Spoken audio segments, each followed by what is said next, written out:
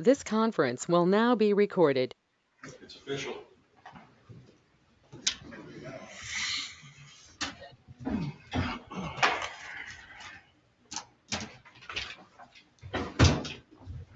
All right, I got 6 o'clock. We will call this meeting to order. Thank you, everybody, for being here. If y'all would, please stand and remain standing. We'll start off with the Pledge of Allegiance. I pledge allegiance to the flag of the United States of America and to the republic for which it stands, one nation, under God, indivisible, with liberty and justice for all. Mr. Caldwell, would you be kind enough to lead us in invocation, please? Sure. Dear most gracious and heavenly Father God, as always, we thank you for allowing us all to be here and be here safely this evening. We pray, Father, that your presence will be felt, that we will be guided by your will, and we will do everything that is in accordance with your will. We pray, Father, please, that you will just keep that storm, that big storm, that will stay off the coast that you predicted to do, and that we will all be safe from here. Lord, keep us all in your hands. Let your will be done here. Let us continue tonight and be able to get home safe in your will, in your arms, in your love. And we pray this prayer to you in Jesus' holy and precious name. Amen. Amen. And if you would, Steve, we'll just have a moment of silence. We've lost a few neighbors, one of which Bruce Gay, and who was on our planning board, as well as Bert Mercer, and also remember those from 9/11 22 years ago, and all those that lost their lives as a result from them and the military since then.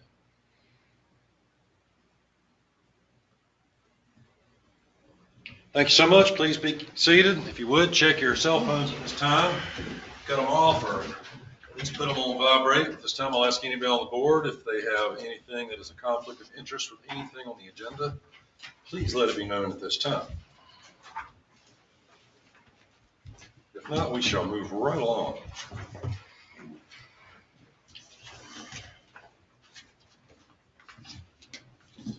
All right, we have the adoption of the agenda as it is. We have a motion to approve. Motion. Second. All in favor? Thank you, gentlemen. So next up is public comment. I don't believe we had anybody signed up for regular public comment. No, you signed up for the the sign thing. This is different. Okay. Different? You don't want the public hearing? Yeah, this is different than the public hearing. Well, go right ahead then. Step right up to the podium. If y'all would get them. I did send an email. Okay. Yeah, I thought you wanted to. You're going to speak on the sign one too, right? Later. Yes, sir. Just want to make sure we got it. In the briefing, I will. Don't want you to miss an opportunity. Thank you. Thank you. All right. Thank you for allowing me to speak on this. This is a different matter than the political sign issue. This is the folder I have been working on for months, years even, for Lot 29 at the intersection of Taylor and Ocean Road and Highway 58. I think the highest and best use of that property is for the town to have it as a park, a nice trailhead with perhaps parking, benches under the mature trees, perhaps a bathroom, but so that people could reach the trailhead and use it, utilize it, and that the town could save money cutting through this 1-point-some acre property to shorten and cheapen the trail. Now, for some time, I had the understanding that the billboards on that property, which are very important to the owners of the property, could be moved in the event that the state of North Carolina ever put a roundabout at that intersection. Now, that's been discussed. They may or may not ever do it. The roundabout may or may not come into this property and disturb the billboards. But the billboards are important to the owners who thought that we could move them back if we ever needed to. But it was recently pointed out to me that there is a portion of the existing sign ordinance that says a non-conforming sign which these billboards are, shall not be expanded or relocated. Now that one word, relocated, is what we are having difficulty with. The owners of that, and there are 18 different people that have to sign a deed to that property. 18 different people. Wow. The heirs of the Spell estate, the heirs of the McLean estate, and the heirs of the Shackelford estate, and all of those who are fortunate enough to be married, times 2. They have to sign the deed. It's very important. There are 5 non-conforming billboards in Cape Carteret. There will never be another billboard erected in Cape Carteret. We just want to keep our 2. Should the commissioners decide to pass this along to the planning board tonight for review, they could do that. And the planning board could consider it and thrash it around and say, we think this is a good idea or not a good idea, and bring it back to the commissioners. But the folks who would like to see the town buy that lot are not interested in selling it unless we can relocate the billboards in the event the state of North Carolina ever puts a roundabout so that we could move them back. One word is all that would need to be removed, the word relocated. Thank you. All right, thank you.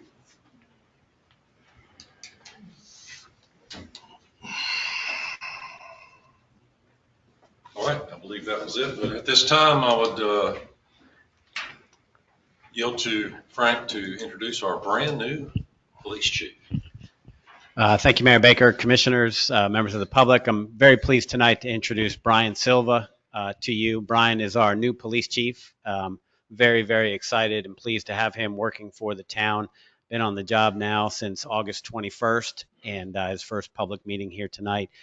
Brian is a seasoned, experienced law enforcement professional, having served most recently for the last 5 years or so as the police chief in Grifton, North Carolina. So very pleased to have someone with his experience and his knowledge leading our police department. Brian, welcome to Cape Carteret. So. Thanks, sir. Welcome.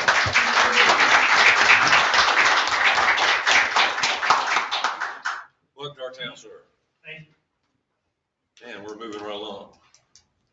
Next up is a planning board report. Mrs. Holtz.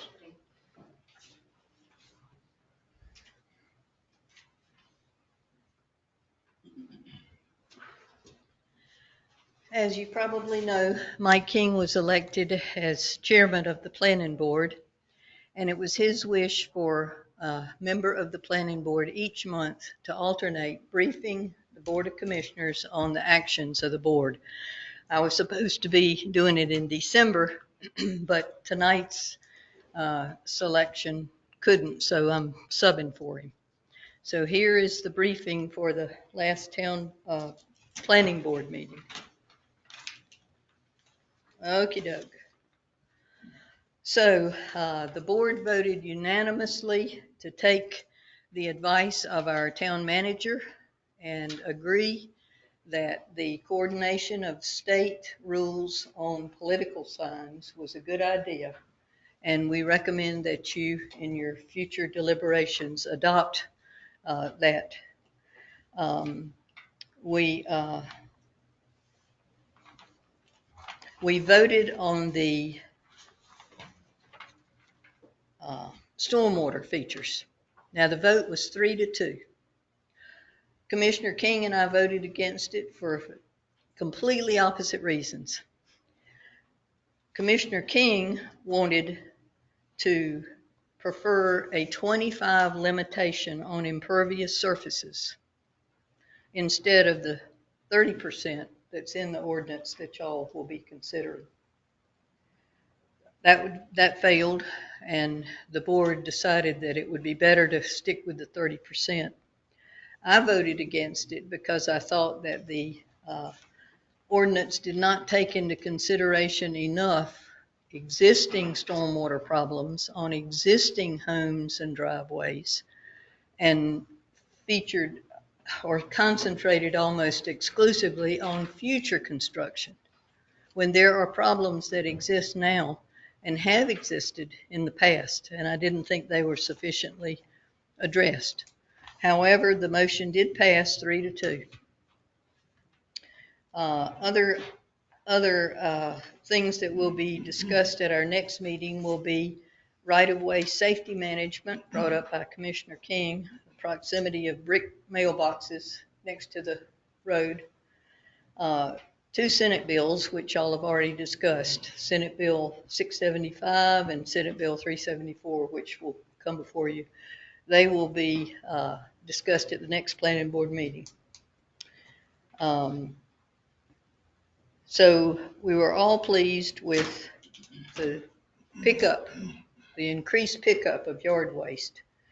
But there's concern that people are putting out their yard waste too early.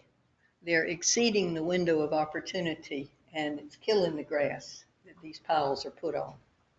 And when that happens and it rains after the stuff is picked up, there's mud. Anyway, so some things that we're asked to put on our agenda for future meeting are enforcing the ordinances on houses, the signs. I drive up and down the roads and you can't tell who's where. You can't see addresses. You can't tell who's where. Sprinkler systems right in the right of way, right next to the pavement. Storage of commercial vehicles, things of this nature. Our next meeting will be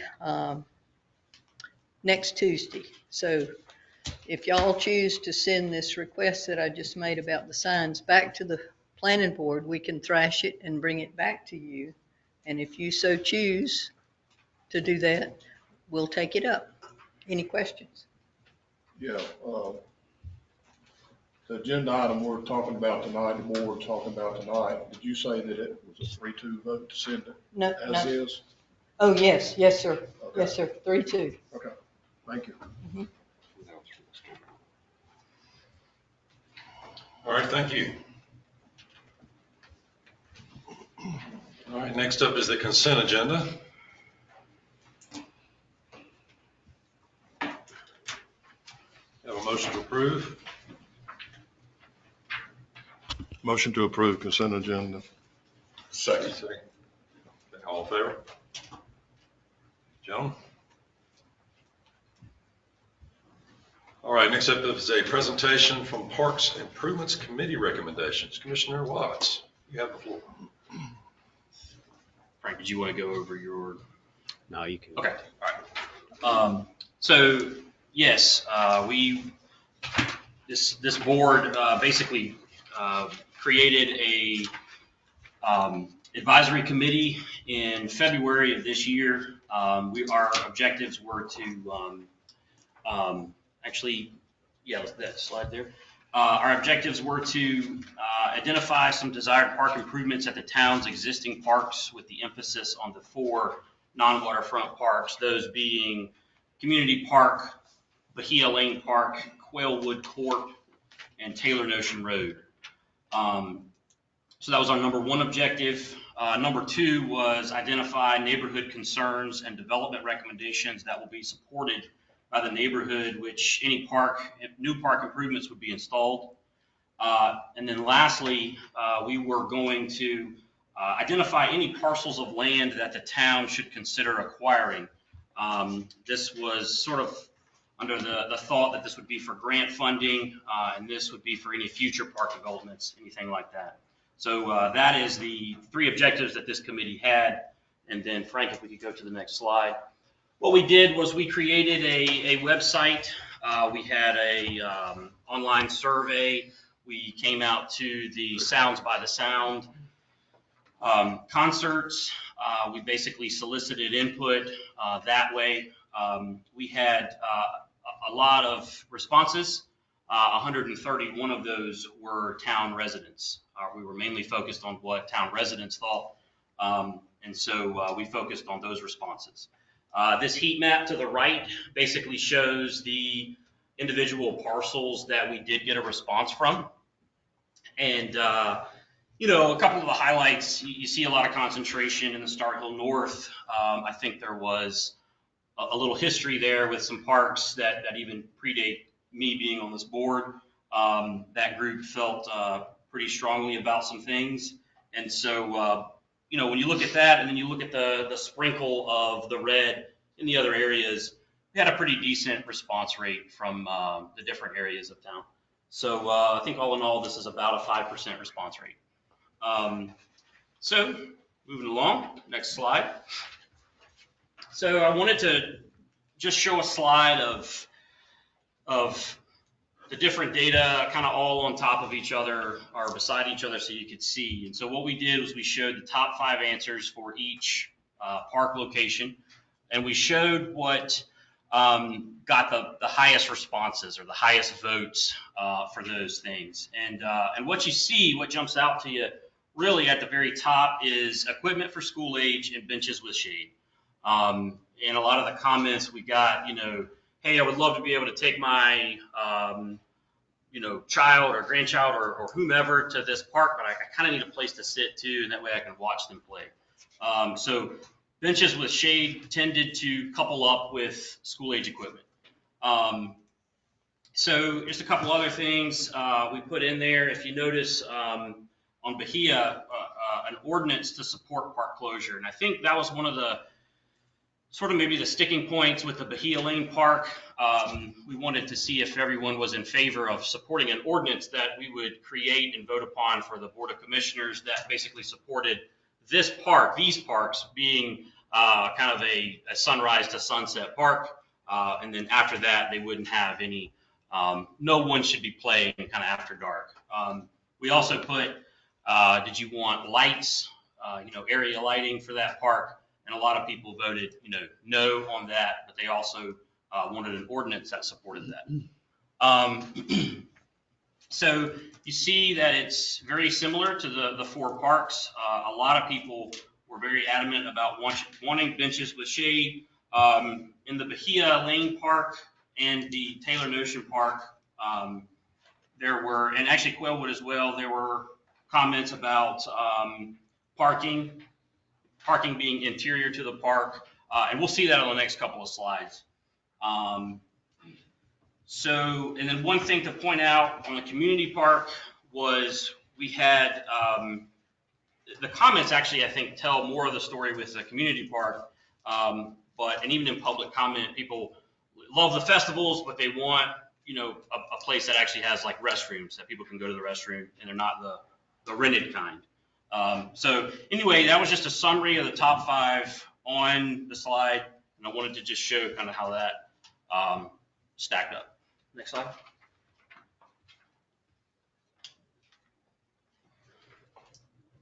So this is the individual questions, and we're going to just go through this, hitting the highlights for each slide, but I'm showing that top 5 cutoff line, and then I'm showing how the other questions kind of ranked, the responses ranked there.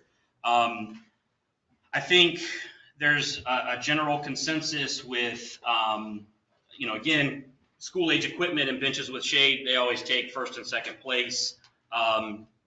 We did get a lot of splash pad. A lot of people wanted splash pad.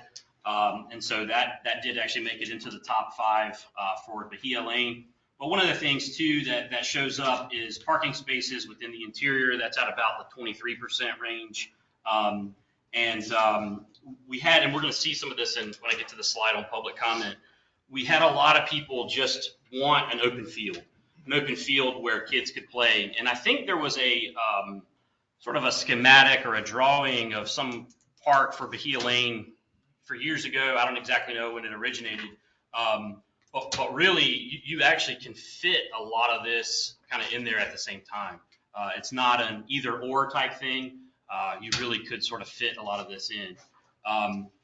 And so I think the point in this is it looks very similar to that little schematic, but I think what stands out in that schematic was there was basketball courts, lights, things like that would last into the night, and a lot of people did not really want that. In public comment, we did talk about the adjacent neighbors. They desired sort of this vegetative buffer, and I thought that was probably a pretty good idea. Bahia Lane is one of the larger ones. It's almost an acre, and so a lot could happen with Bahia Lane. but we're going to talk about some of the issues with Bahia as we get a little later on. Next slide. So Quailwood, a lot of the same. Again, we're kind of getting a little bit faster because a lot of this data is very similar to the previous one.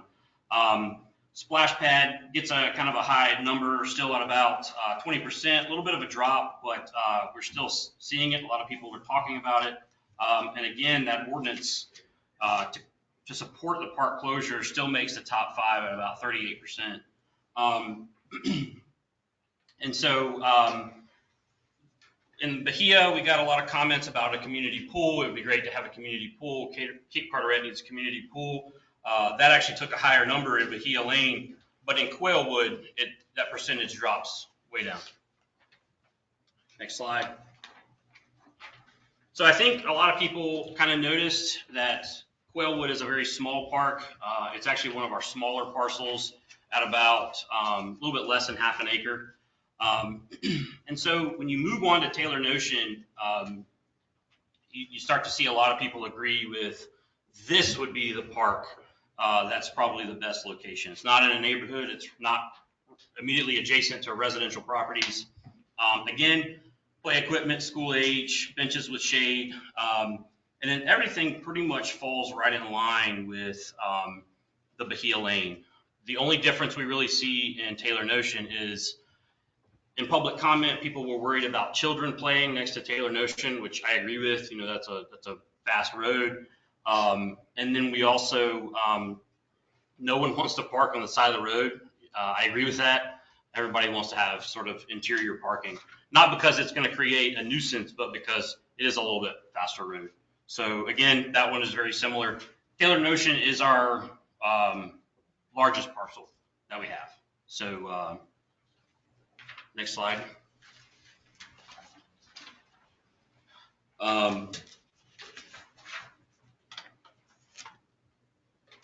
So community park, a lot of people answered these questions exactly like they answered the previous parks, but they would note in the comments that you really should keep community park the same. We love the festivals. We enjoy the music and things like that. So I think everybody just in general wants the equipment and the benches, but the comments tell a little bit different story in this one, and that is people want just a bathroom and maybe a water fountain, things like that. Again, this looks very similar to the other parks, and so you see a lot of consistency with the different voting on the different parks. This one is a little bit less than half an acre. Next slide, please. And so in this slide, I tried to basically pull out a lot of the common comments. In Bahia, it was, you know, the grass doesn't grow there. It would be great to have a field, a place where kids can play. You know, a playground would go great. A lot of people were concerned about parking, mainly would the parking be on the street, because there is a lot of street parking there, and so it would kind of add to that. And then we did have, and this individual showed up for public comment, we did have some opposition of just making sure that nothing would happen in this park after dark. And I think that we could mitigate this with you know, increased police patrol, things like that. But that is one of the things that an adjacent property owner was concerned about is, hey, are people going to be hanging out here late at night, things like that. So they were very much in favor of it having an ordinance that supported closure. So again, the ordinance sunrise to sunset, and then as well as shut-off features for the water. I think this was more in relation to someone that desired the splash pad. And then be mindful of surrounded residential properties. That kind of shows up a lot. People are, you know, if you live next to it, I can completely understand. We had even talked about in one of the meetings, we would have something that would be some type of vegetative buffer that would help shield some of that from the immediately adjacent properties. Quailwood, I think in the comments, people really start to see that it's a pretty small to actually really make a park with equipment. Definitely for parking, it sort of came up that this would be a great, if we did have some nature trail, not really a trail, but just a nature area where families could go, maybe have a little cookout, kids could play. We have some plants. Someone brought up that, we're a bee city. We could have some bees there, obviously different than where maybe the kids are. But this would be a good place for something like that because it's a little bit smaller and it probably wouldn't support that larger equipment for development. And so Taylor Notion, you start to see the fence comment, but then, much better location. This property supports exactly what we want with place to go and park and play. And then some of the older kids could maybe ride their bike, things like that. This location has the potential to have it all. Again, someone's concerned about the roads, and but this is, sort of outside of all the neighborhoods. So that was Taylor Notion. Community Park, this is where you start to see the comments of, hey, the festivals are great. We love the festivals. Don't change anything. However, having a bathroom would be great. And I did note some comments had, hey, what about for senior citizens? What about a pickleball court or a basketball court? I don't necessarily know that community park would be the right place for that. I look at the Taylor Notion spot, and we actually talked about this in the very last meeting. The Taylor Notion spot has a lot of stuff around it. And so maybe there's potential for some of that stuff there. But some of the people did start talking in community park about having, hey, this would be a great place. We've talked about the kids. What about some of the senior citizens, and what about some of the adults that do want to play basketball or pickleball, things like that.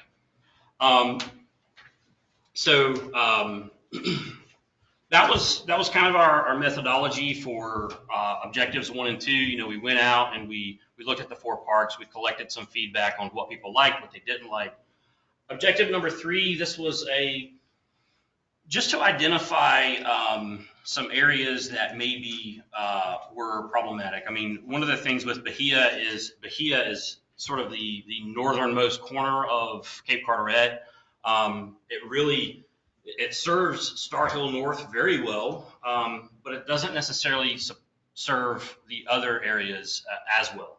And so, those green arrows, one coming from Bahia and one coming from Quailwood, could be something be done maybe from a land acquisition standpoint that basically focused those parks into another parcel. I have no idea what that looks like, but that is one thing that sort of we thought about that we might be able to produce more and produce a better product.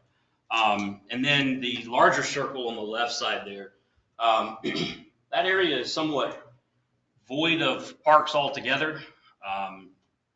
And so I don't know, maybe there's some property somewhere that we could potentially look at, but I think that area was sort of identified as an area that might be a little underserved for parks just in general. And then, like I sort of said before with community park, this would be something that could just be added to restrooms and a water fountain and enough space for kids to sort of to play. So anyway, that was sort of all of our objectives there. And then the last slide is basically our recommendations. And so recommendation number 1 is focus our attention to Taylor Notion. I think it's the largest parcel. There's a lot more that can be done there. Again, taking from the survey results, play equipment, preschool, school age. Basically, we're talking sort of kindergarten to 5th grade. We definitely need to have a fence. We don't want any kids running out in traffic. And then, natural shade with trees, places to sit. And if it can fit, I have no idea what a splash pad looks like. If it can fit, maybe considering something like that. Second objective would be maybe to focus on Bahia. It is one of the larger parcels, and of course, assuming that nothing from a land acquisition strategy changes.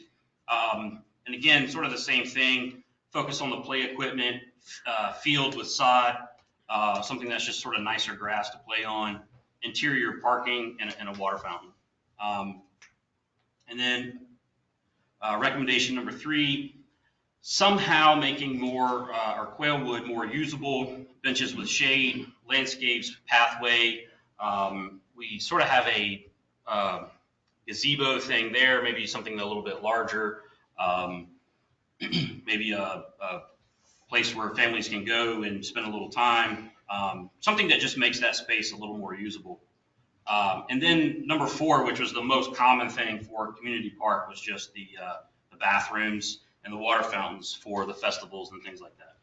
So that's pretty much it. I know that was kind of long, sorry about that, but just wanted to sort of get everything to everybody for it. So that's all I have. Any comments or questions?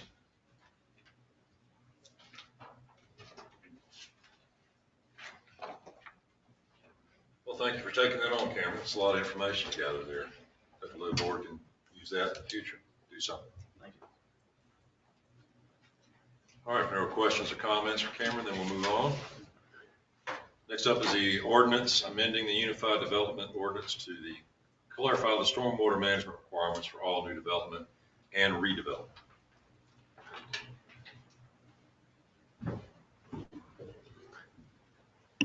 Mayor Baker, Commissioners, happy to present an ordinance for your consideration tonight and also for public hearing that would clarify the town's stormwater management requirements.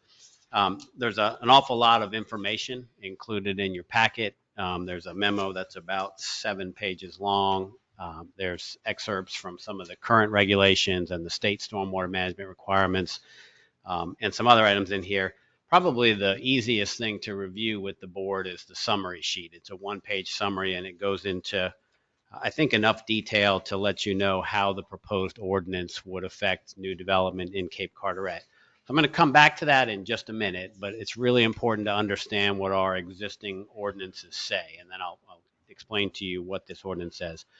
So we have ordinance provisions for stormwater management really in 3 different sections in the UDO. It's in 1216, 1217, and 1218.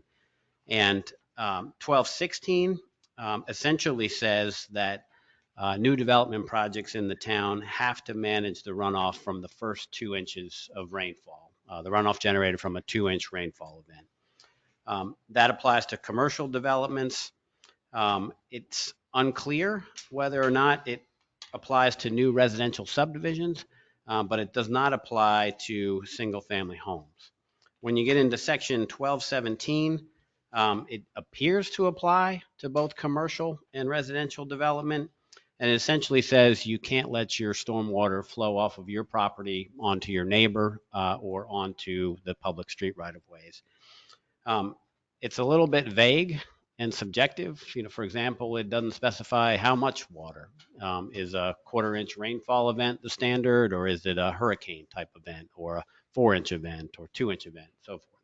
When you look at section 1218, this language essentially punts and says that the UDO administrator, the permit officer, has to make a judgment about whether or not to require a stormwater management plan for projects in the community. And that typically would apply to single-family homes. It leaves room for a lot of subjectivity by the permit officer. It has resulted in some situations where the applicant maybe feels like they're being treated differently than other applicants. Maybe the neighbor thinks that the permit officer or the UDO administrator should hold someone to a higher standard, and it's not really clear in the ordinance. What is clear in the ordinance is that if your project requires a state stormwater permit, you have to get the state stormwater permit.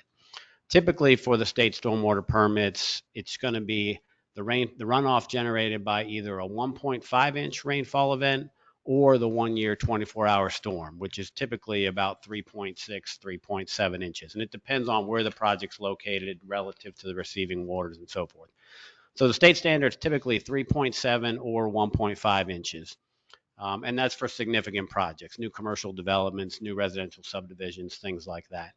The town's existing ordinance that's been in place for some years requires the applicant to handle a 2-inch rainfall event. So it's more stringent than what the state requires currently in some situations. In those situations where only a 1.5-inch rainfall event is the trigger for the state, there's other places where 3.7 is required.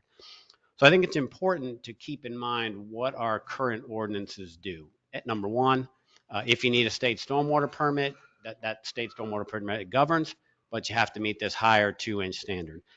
Number two, it essentially says you can't send your runoff off of your property, but it doesn't say how much, doesn't say what storm applies, doesn't say how. And then number three, it says it's up to the permit officer to decide whether or not somebody building a single family home, for example, has to do a stormwater plan or not, whether or not it has to be engineered or can be designed by the owner or a contractor and so forth. So in looking at all three of these existing provisions, it's somewhat vague, somewhat subjective, and somewhat confusing for the public that we're serving, for the developers, for the property owners that we're serving, and quite frankly, for your town manager and your town staff.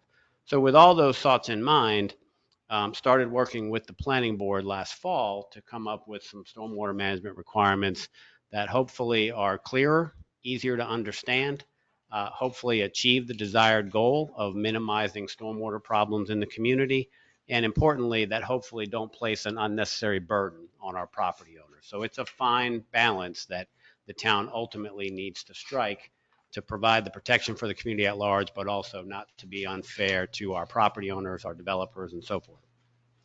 So essentially, after talking with the planning board, really since last fall, at 4 different meetings, really 5 different meetings, lots of very thoughtful, productive discussion by the planning board, a lot of back and forth, a lot of discussion.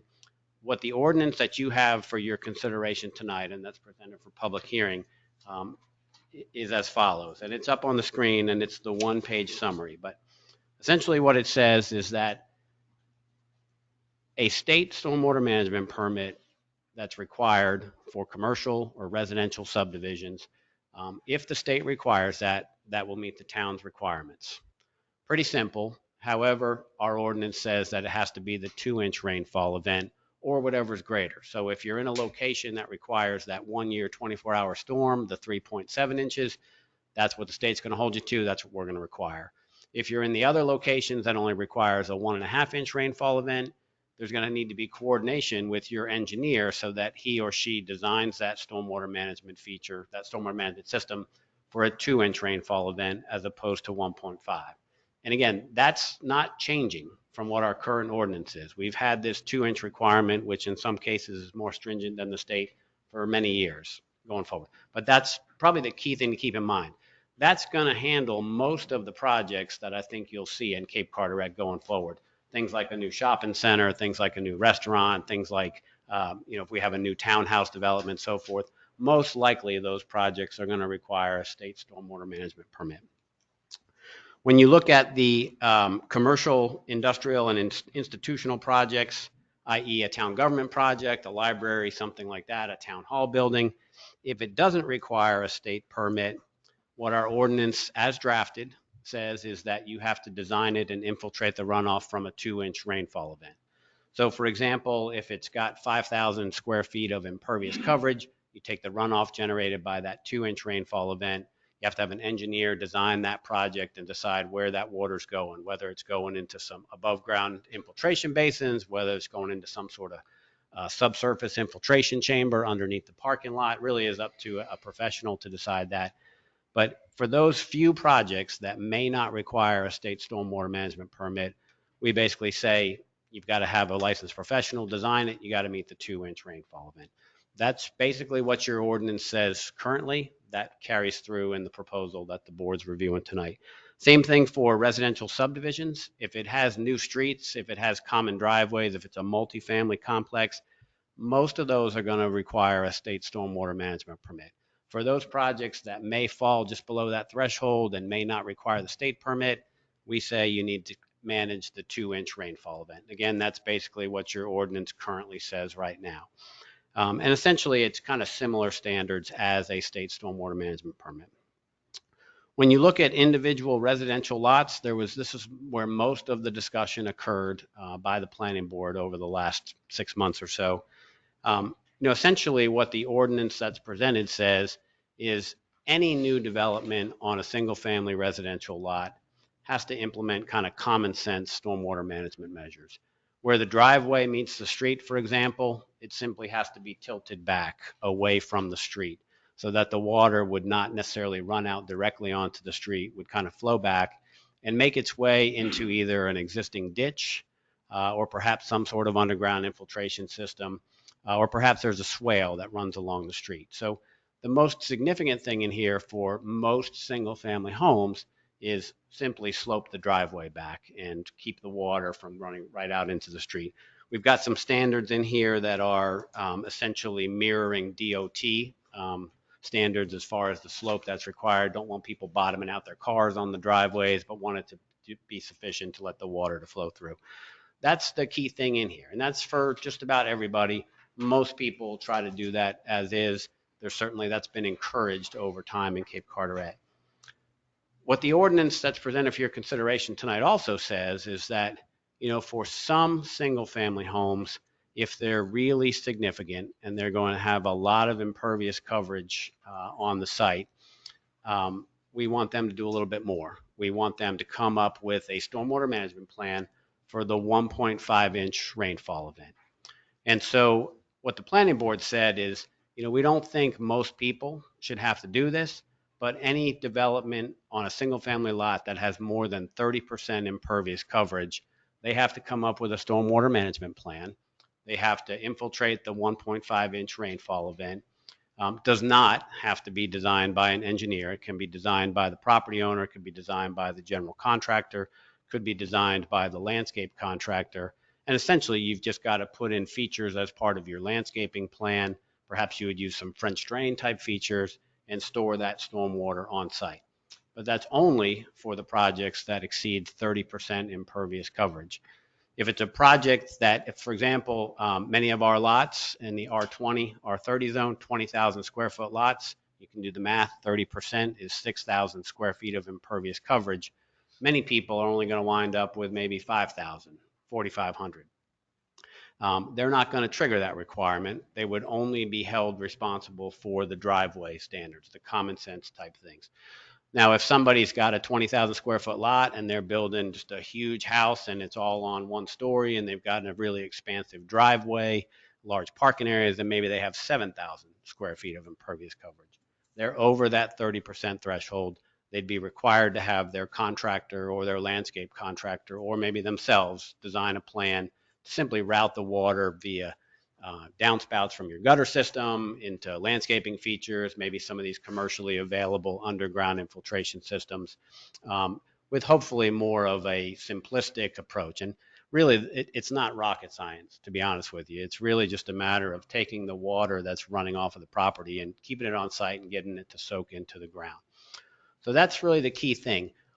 And the planning board, as Ms. Holtz referenced earlier in her comments, the planning board had a lot of discussion about what the appropriate threshold was for that, whether it should be 30%, whether it should be 25%. So the 25% threshold is more stringent. That would kick more people into being required to have that stormwater management plan. Ultimately, the planning board went with the 30% threshold. They really only wanted it to apply to the most intense new single-family residential developments in the town.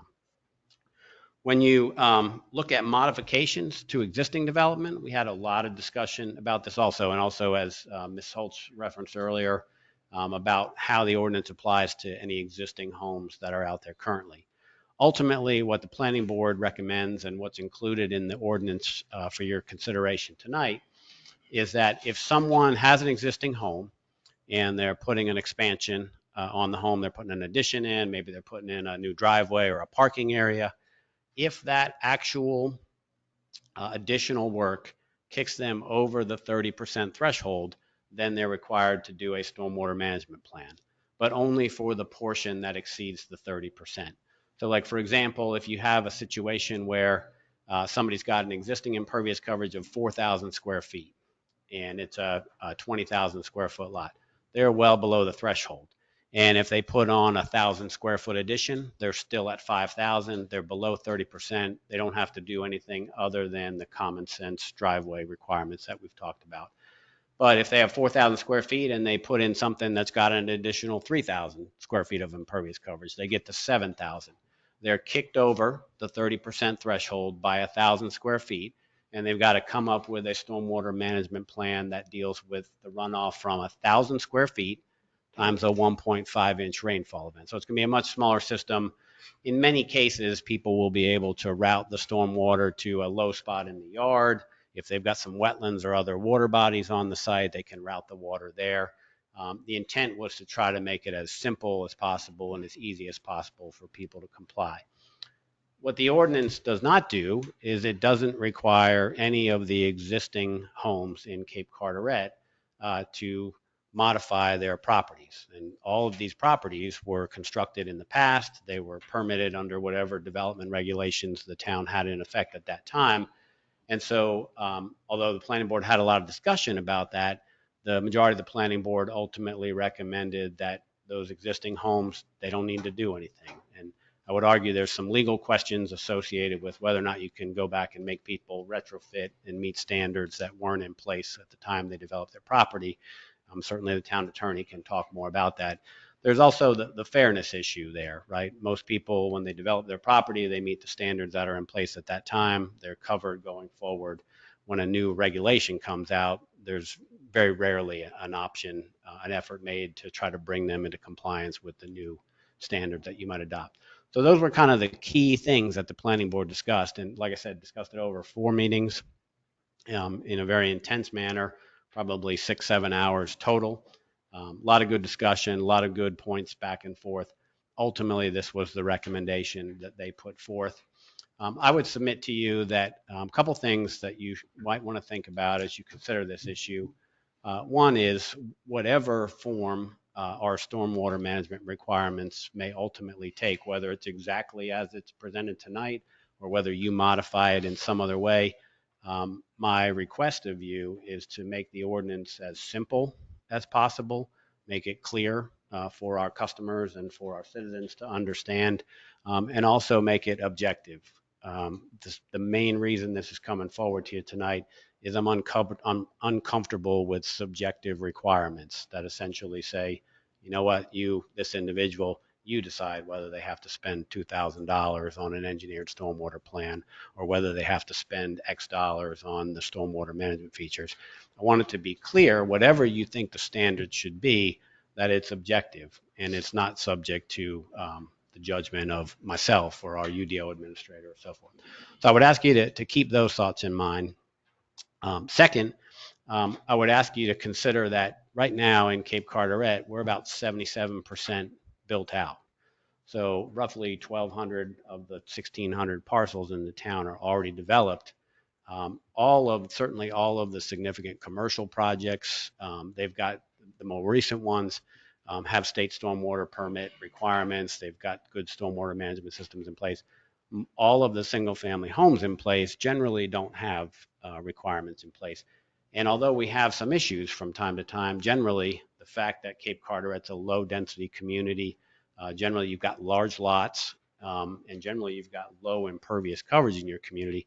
That's worked pretty well. So that was an important thing that the planning board considered, and I would encourage you all to consider, is how well have our existing ordinances worked? I would say pretty well. Now, certainly we've had hurricanes, right? And when there's a hurricane, all bets are off. No stormwater management ordinance or plan is going to deal with a hurricane. If you got 10 or 11 inches of rain, I don't expect this to deal with anything like that. This is for the kind of the typical rainfall events that we might see here in Cape Carteret. So please keep those thoughts in mind. I know this is a lot of information to digest. Hopefully the written materials were helpful to you in understanding it. And I'm happy to answer any questions you may have. And Mr. Mayor, I'd ask you to open the public hearing when the board is comfortable doing so. Okay. Well, let's do that. We'll go on in the public hearing and we can come back. So I have a motion to go into the public hearing. I'll make a motion to go in public hearing. I'll second. All All in favor? All right, so we're out of regular session. We are in public session for the clarification for the stormwater management requirements. Do we have anybody sign up to speak? Okay. All right, then a motion to come out of public hearing back into regular session. Motion. Second? Second. All in favor? All right, we are back in the regular session. Any questions for Frank about the? Frank, about redevelopments that does not change the footprint for an existing property that is already over 30%. Does that make sense? An existing property that's already over So an 30. existing property decides they're going to repave the driveway, change it from gravel to concrete, whatever Sure. it is. They're not changing their footprint at all, but by the new rules, they would meet the 30% threshold.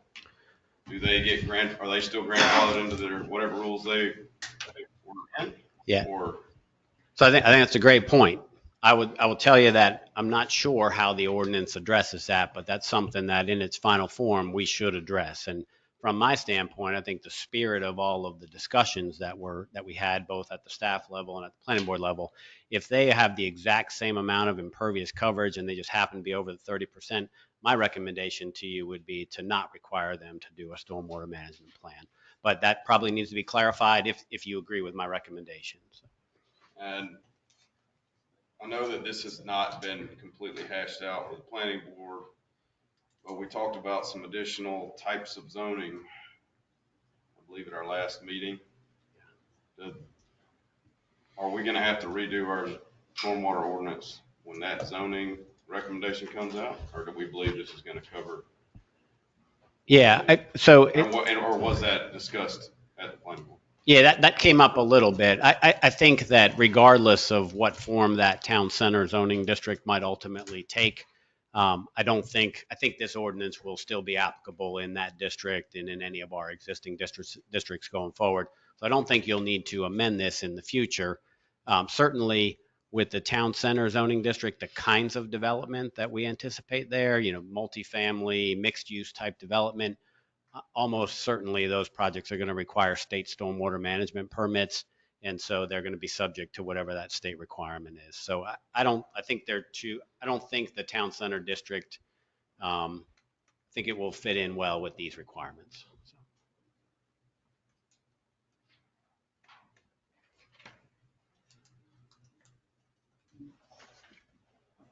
More questions for Frank?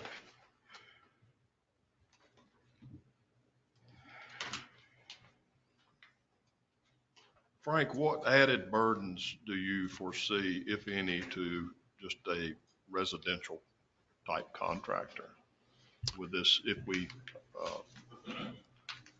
Sure. change this ordinance?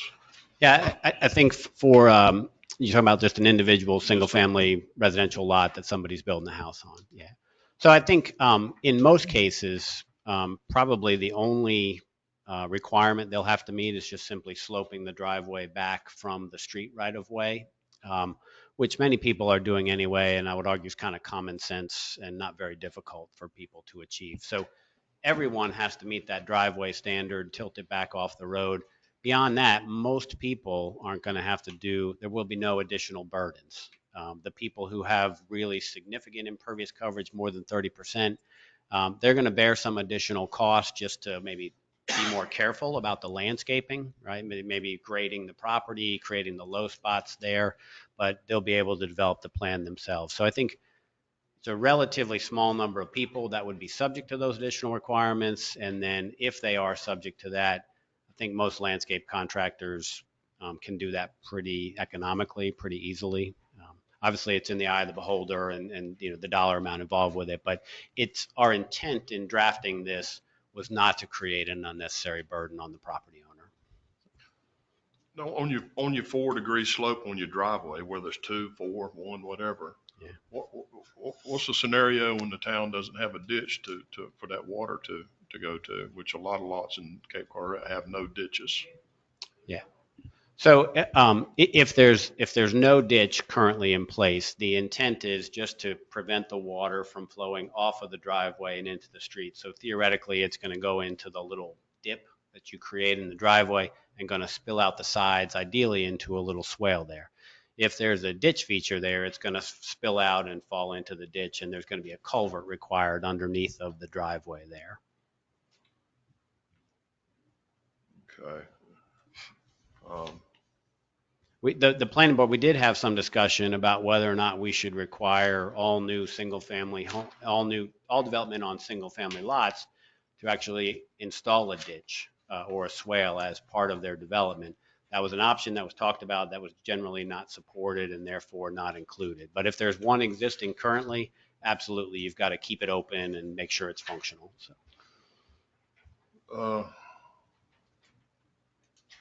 One thing that sticks out in conversations is I'd like to caution the planning board against proposing any ordinance that would force existing homeowners to comply and bear expenses. I think we need to get that discussion off the table. That just sends bad vibes throughout the town, in my opinion. So,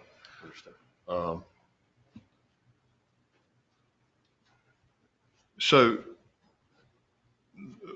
the issue Charlie brought up, are you going to make changes to that now, or are we going to come back, or that he brought up, the issue he brought up?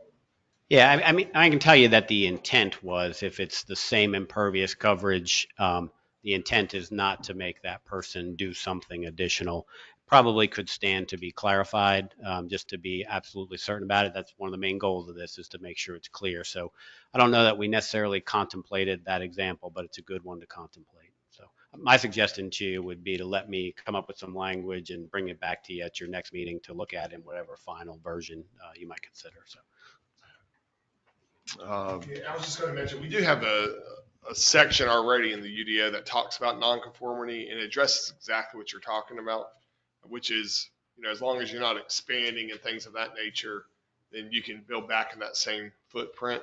So we could just make sure that that's clear and reference back to that prior ordinance, just to make everybody on the same page. But I think it's everybody's desire, if, as long as you're not increasing the footprint, then you shouldn't have to be subject to new regulations, is what I'm hearing. Yeah, no, I mean, that's right. We just need to make sure that is. That's right.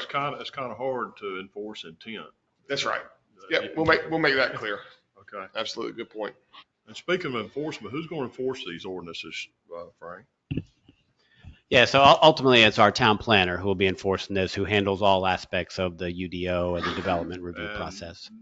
The planner will be determining who needs to get a state stormwater permit and whatnot, doing all the calculations and all of that. No, not at all. So the state will determine who needs a state stormwater permit. We'll simply recognize that and consider that as the actual permit for our projects, for those projects that require them.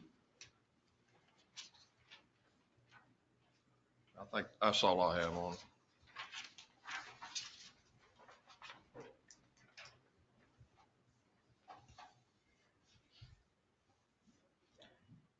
I think this is a really good product. I've sat through some of the deliberations with the planning board on some of these. So I know how they've been very thorough with this. I do agree with Commissioner Morgan, though. I think if someone's surface is already, impervious, well, technically it's already, water's already running off of it anyway. So I agree with that we should sort of, and I think that UDO, like you said, works for that, or speaks to that. But I think we should grandfather that in, as long as they're not expanding or anything like that. So anyway, I think this is a good product, and I think it does clarify a lot of the subjectivity in the UDO that we have with stormwater.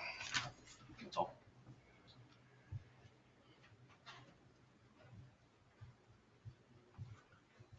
Any other questions, comments for Frank? I'd just like to remind the board and the people in the audience that the UDO is a living document. It can be changed at any time by consensus of the board.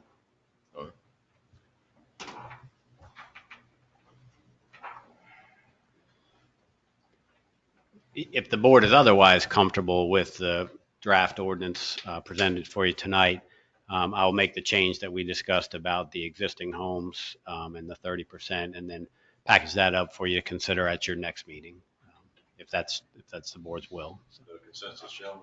I would agree with that. I agree. Okay, we'll do that. I'm just having a hard time. I'm not saying that they're wrong, and I know they spend a lot of time on this, but this 4% downgrade away from the street, a lot of lots, and especially in Old Cape Carteret, the whole lot slopes toward the street. So are we envisioning that we have, I mean, I get that there's a grade in there, but we envision we're making a puddle at the beginning of the driveway, and that's going to cover the 1.5-inch storm event from the driveway, basically? Yeah, so I don't think it's necessarily going to cover the 1.5-inch rainfall event. It was just something that was kind of a common sense, not too burdensome requirement.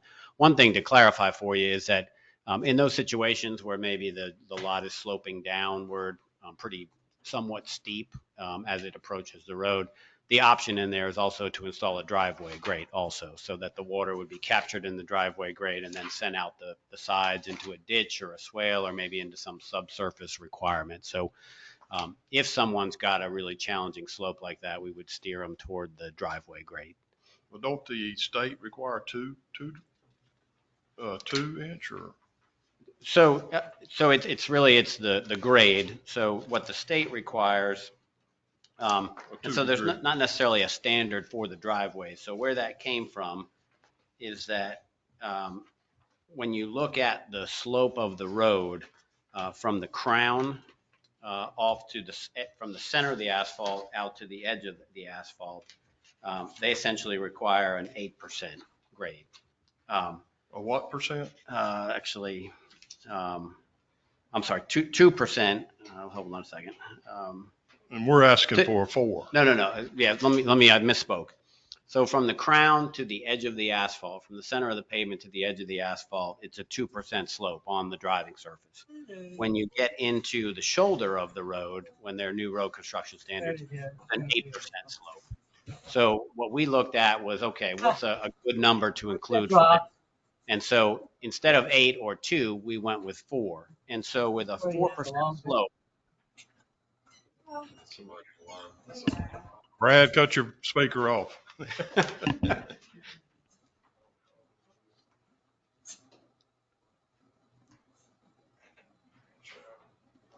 Heather, you want to? Okay.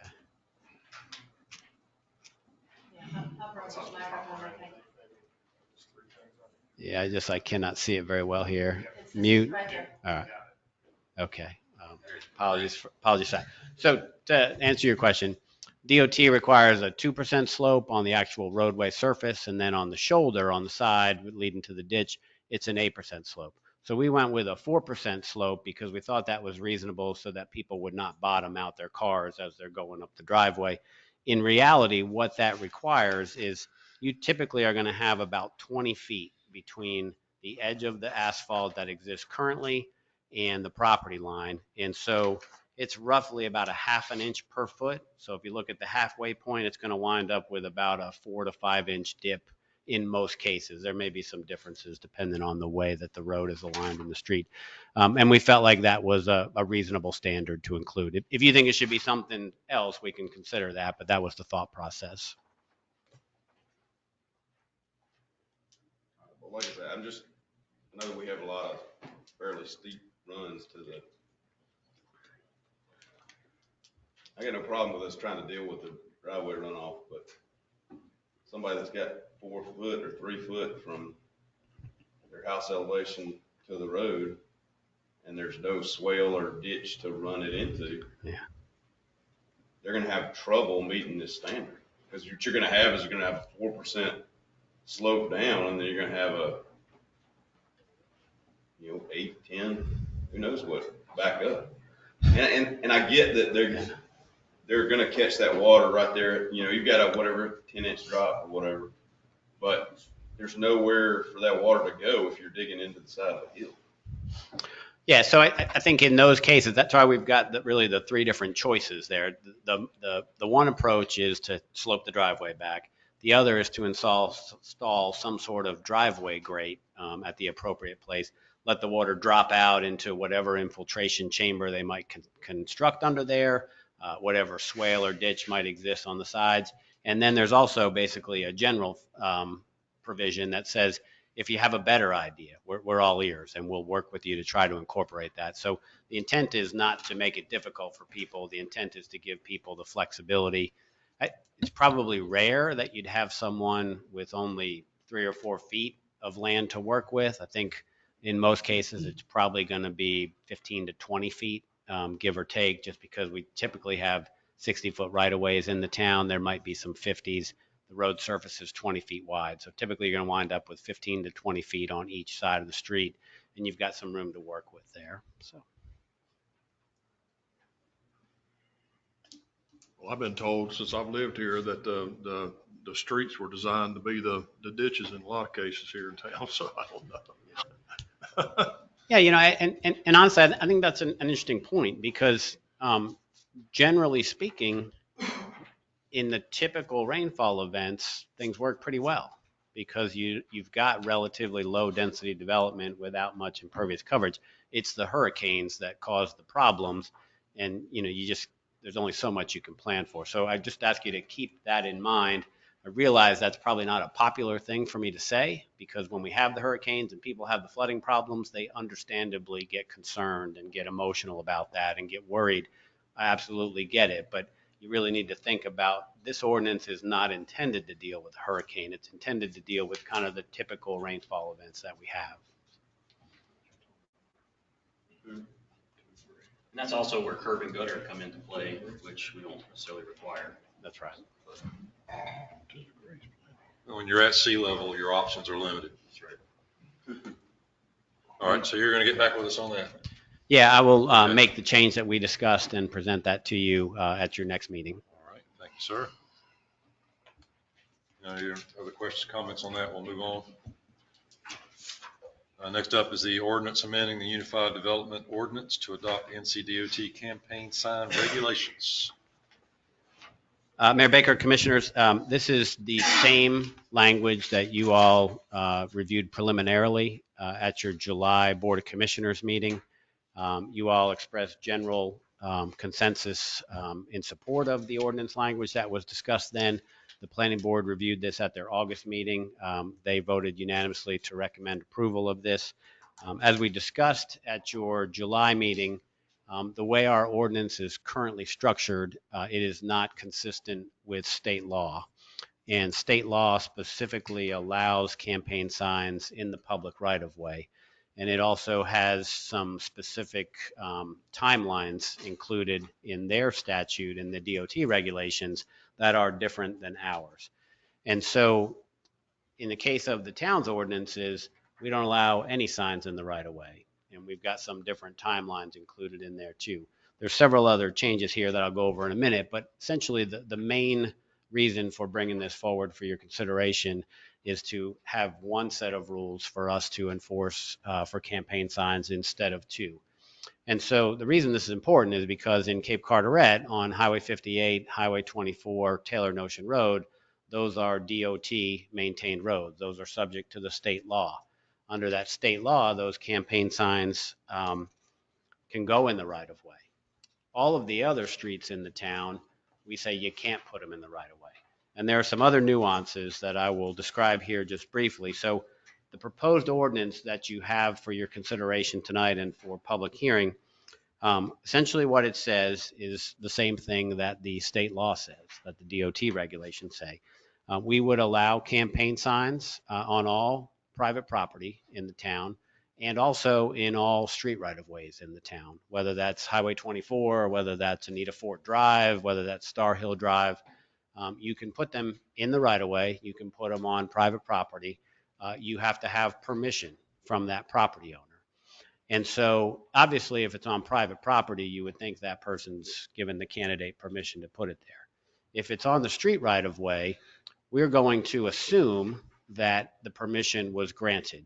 We're going to assume the permission was granted from the adjacent property owner regardless of where it's located. So from a practical standpoint, if you adopt this ordinance and we allow the campaign signs in the street right away or the highway right away, we will assume that the adjacent property owner has provided permission. The only time that the town would get involved in removing those signs is if the property owner said, hey, I don't support candidate Smith or candidate Jones, I don't want the sign there. My guess is that if the property owner doesn't support candidate Smith or candidate Jones, they're probably going to remove the sign themselves. But if they want to do that, they can. If they want to call the town staff, we'll enforce it. We'll go out, we'll pick up the sign, and we'll remove it. So that's one of the key differences there. The other differences from our current ordinance to what's included for your consideration tonight is we currently limit the signs in our town ordinance. We currently limit them to 4 signs per commercial lot, and there's a calculation of 32 square feet total. In our residential districts, we allow 4 signs per residential lot, and each one is 3 square feet.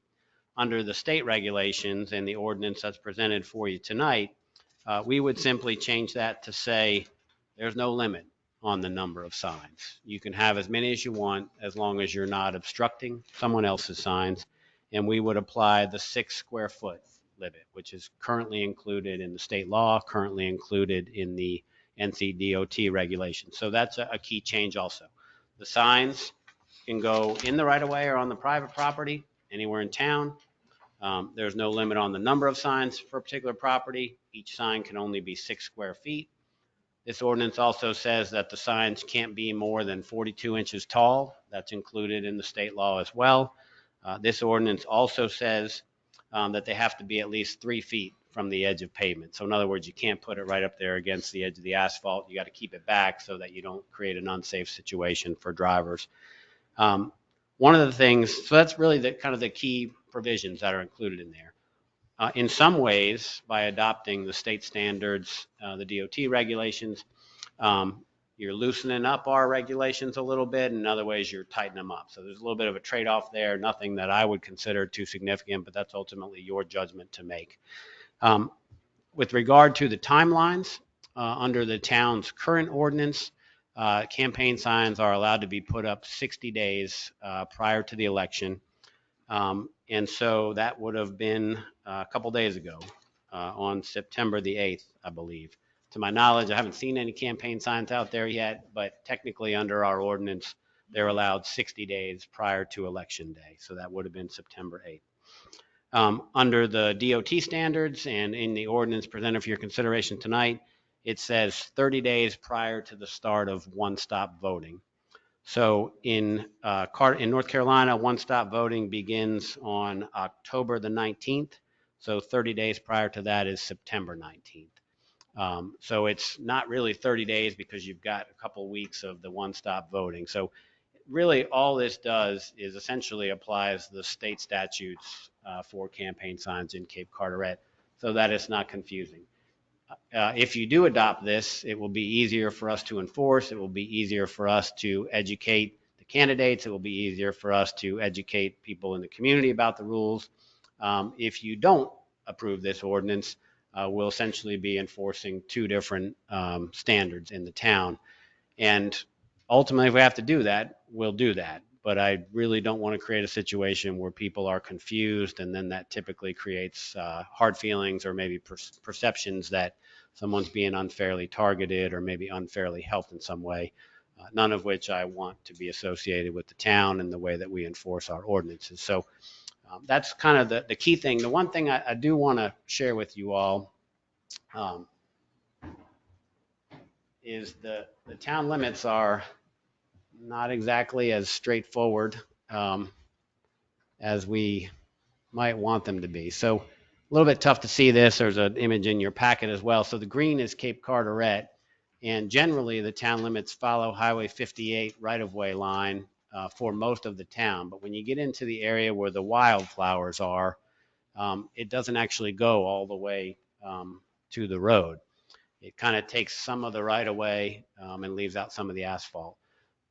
I share this with you because my expectation, unless you all disagree, if you adopt this ordinance, my expectation is that we're going to enforce Cape Carteret campaign sign ordinances essentially from the furthest edge of the flower beds, the wildflower beds, back into the town. We are not, I don't think we have the authority, and we're not going to enforce them out there between the edge of the flower bed and the edge of the asphalt. I say that because many other towns' candidates put their signs up out there also. And so that's really going to be up to someone else to enforce that, whether one of our candidates puts a sign out there, or whether someone from Emerald Isle or Cedar Point puts their sign out there. Best we can tell, the town limits kind of go out there to about where the wildflower beds are. So we'll enforce it everywhere else on 58, but that roughly 70 to 100 foot stretch between the asphalt and the flower beds, it's really going to be up to the DOT to enforce that. And I absolutely hate telling you that because it makes it a little more confusing than I want it to be, but we don't have the jurisdiction there, best we can tell from looking at the charter and the maps of the town's boundaries. So with that, I'll be happy to answer any questions you may have and look forward to your discussion. I suggest we just go on and go into the public hearing like we did the last one. We'll come back and discuss. Make a motion, go into public hearing. Okay, second. Second. All right, all in favor? All right, we're now in public hearing, and I do believe Ms. Holtz, you have signed up to speak. She might not, are you, I don't think so, I think I was confused. Did we just repeat what you said? Okay. The briefing from the planning board. Uh-huh. The planning board voted unanimously for y'all to adopt this proposal. Okay. Thank you very much. Yes, sir. Didn't want you to miss your opportunity. And she was the only one, I believe, that had signed up. Okay, so with that, I'll entertain a motion to go back into regular session. There's a motion. Second. Second. All in favor? Thank you, gentlemen. All right, we're now back into the regular session. Mayor Baker, one comment that I forgot to mention in my discussion earlier. When there's a violation of the campaign sign rules and the town we're just going to pick it up. If it's out there illegally, the town staff's going to pick it up. We don't want them. We're going to bring them back to town hall. The candidate's welcome to come back and pick them up at town hall. We're just going to give them back to them and tell them, yeah, here's the rules. Please put it in the right place. So don't want to take people's signs and don't want to charge them a fee for it. One of the things this does is it eliminates the retrieval fee for those campaign signs. Really, at the end of the day, all we're looking for is compliance with the ordinance. And so, what I would say, obviously if it's on private property and the person doesn't support that particular candidate, they can pick it up themselves all day long. They can do whatever they want to do with it. If it's on the right of way, I would probably advise people to call the town staff and we'll go out and we'll pick it up and then we'll bring it back to town hall and the candidate can retrieve it. So I wanted to clarify that for you all. So. All right, any questions for Frank? Is there not a state ordinance against people picking up campaign signs, Frank? And that's why we made those clarifying remarks. If it's in the right of way, we don't want the citizens to determine what the right of way or not is. It's probably better to call the town in that situation so that we're not taking the law into our own hands. But How you going to educate the public to that? well, yeah, that's what Frank was just trying to do. If it's in the right of way, just from the public standpoint, please don't go out there, take it down and rip it up in front of the folks or whatever. Just contact the town so that we can address that, retrieve those items. Now, obviously, if he puts it next to your front porch, that's a wholly different thing, right? But if it's in the right of way, the town needs to be the entity that takes care of that. Yeah, and again, just so everyone is clear, when there's a sign in the right of way, we're going to assume that the adjacent property owner allows it to be there. We're only going to take action to remove it if the property owner calls and says, hey, I don't want the sign there. I don't like candidate X. So.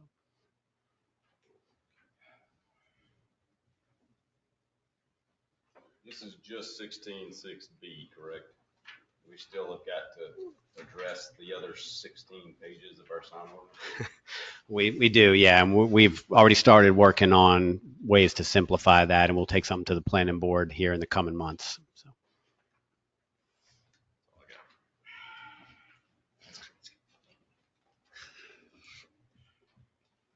All right.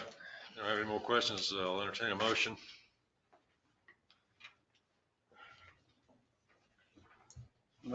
I'll make the motion. I made the motion that we move forward in approving this ordinance. Okay. Second. Second. All right, all in favor? All opposed?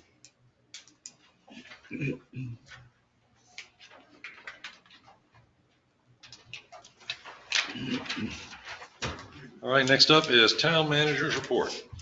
Frank? Several items in the written report. Actually, a lot of them I want to at least mention to you briefly and call your attention to. On the Newtown website, we're almost there, but not quite there. And so I didn't want to bring that forward until I feel much better about the way it looks, but it will be a dramatic improvement over the town's current website. With regard to the boat ramp passes, we will start offering them for sale to Cape Carteret residents and property owners on November the 1st. I'm still looking into the idea of providing some sort of online permitting option, but I will say to you, I absolutely don't want to mess it up. And so unless we feel completely confident in the online system and in the intuitive nature of it, we will probably just rely on in-person purchases like the town has done historically. If we can figure out a foolproof way to do it online, we'll certainly do that. But I want to err on the side of not violating that cap.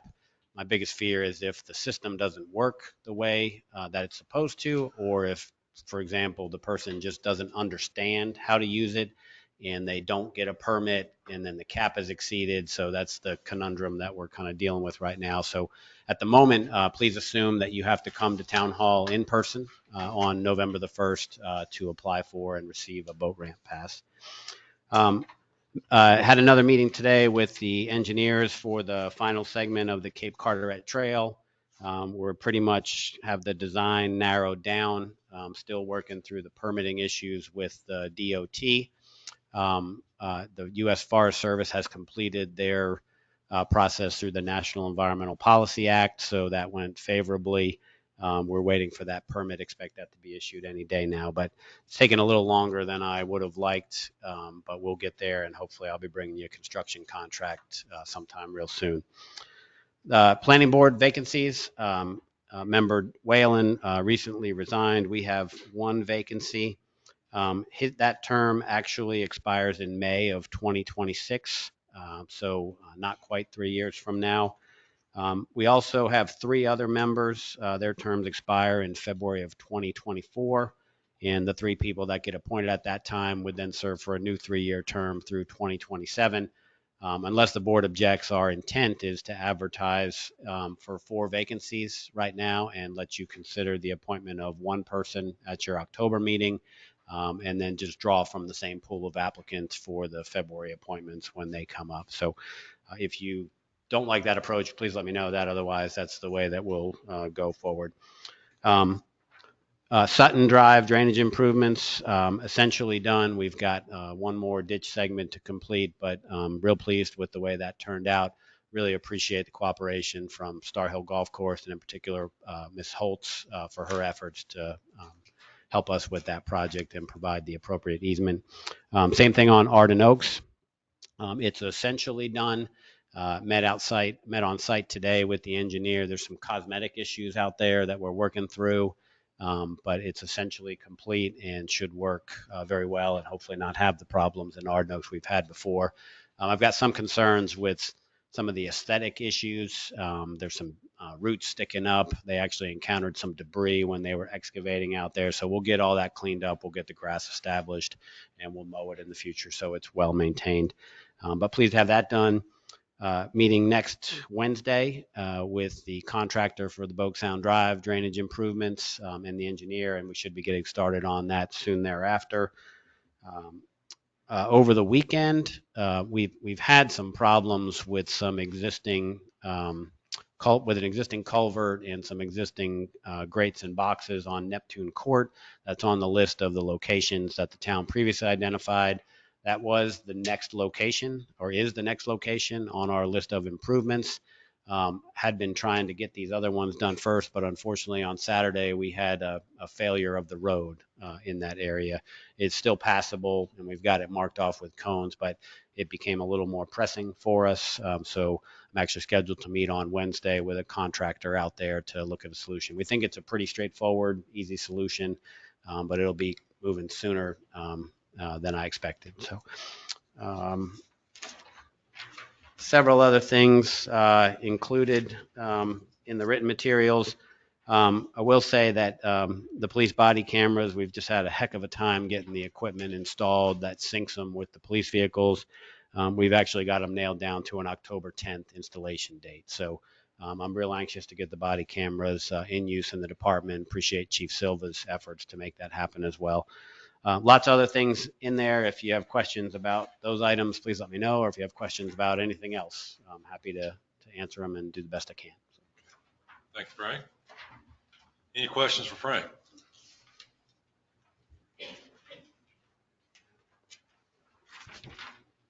If not, we'll move on to commissioner reports. We'll start with you, Commissioner Martin.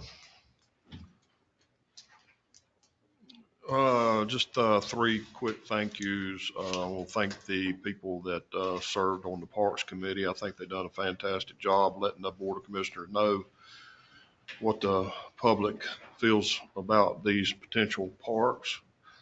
I want to thank Priority Coastal Auto Sales for donating their generous donation to the Fall Festival, becoming a supporter for that, even though they don't live in the town. And also thank Ted Williams here. People don't know this is Ted Williams, the one that built the pergola at the Ferry Park. We'll thank him again in public here. Thank you, Ted. And that's all I have. Charlie? Yeah, I don't really have a whole lot, but I just ask that everybody take a minute today and remember 22 years ago. I know probably nobody in this room didn't have some way their life wasn't changed that day. I know it changed mine. Don't forget it. I echo what Commissioner we just said. We shall never forget. But I also like to say the new renovation to the town hall with the police department looks really nice, and I know everybody's excited about doing the change up and moving over here.